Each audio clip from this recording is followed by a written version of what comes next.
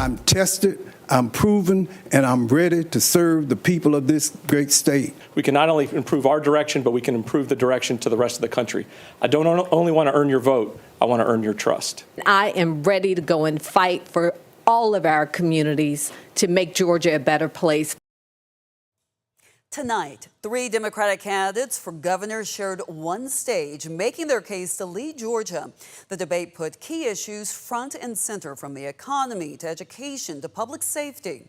Former Atlanta Mayor Keisha Lance Bottoms, former Republican Lieutenant Governor Jeff Duncan, and former DeKalb County CEO Michael Thurmond laid out their plans. A nonpartisan poll identified them as the top 3 Democratic contenders in the race.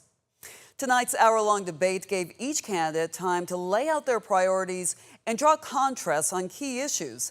Now we're taking a closer look at where they stand. Jasmine Lee joins us in studio with more. And Jasmine, you watched the entire debate. What stood out to you? Yes, Lori, I did. Tonight's debate really focused on the issues impacting people across the state, including health care, affordability, public safety, and how to manage Georgia's rapid growth. Now, 2 questions did stand out to me, one on data centers and another on the future of rural health care, both highlighting how each candidate will approach major challenges. Take a listen.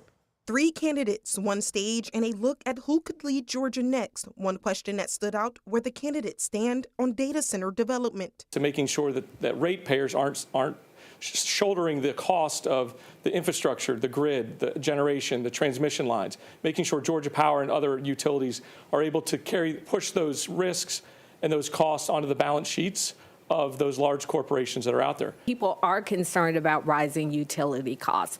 They are concerned about the drain on the environment, the impact, the unknown impact. I think that we need to take a pause to assess where we are, to determine the difference between fact and fiction, and then proceed. The billionaires who are profiting from the data centers should help and must bear the cost and the burden for building them and for building infrastructure. Number 2, we have to protect our natural resources, particularly groundwater. The group also discussed health care and the future of rural hospitals in Georgia as communities deal with closures and limited access. I will expand Medicaid during the first year of my administration. We will expand it from the inside out, not the outside in.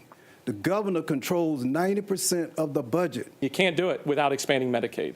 As governor, I will lead the charge. I know the members in the General Assembly on both sides of the aisle that are supportive of this effort will pass the legislation, we'll fund it, and we'll draw down those federal dollars. Reopening hospitals in our rural communities has to be a priority. We also have to invest heavily in making sure that we have public health clinics. Now, Lori, the candidates also touched on issues like public safety, education, and the cost of living, all expected to remain key focus areas as the race moves forward. Back to you. Thank you, Jasmine. If you want to watch the full debate, you can on 13W MAZ Plus. Download the Plus app on your TV and stream for free. The Republican candidates have also been invited for debate. That date has not yet been confirmed. Those candidates include Chris Carr, Clark Dean, Rick Jackson, and Burt Jones. You also have Greg Kirkpatrick, Brad Raffensperger, Tom Williams, and Ken Yasgur. On the Democratic side, you also have Olu Brown, Amanda Duffy, Jason Estevez, and Derek Jackson. The race for governor and dozens of other offices starts in less than 2 weeks. Early voting for the primary elections begin April 27th.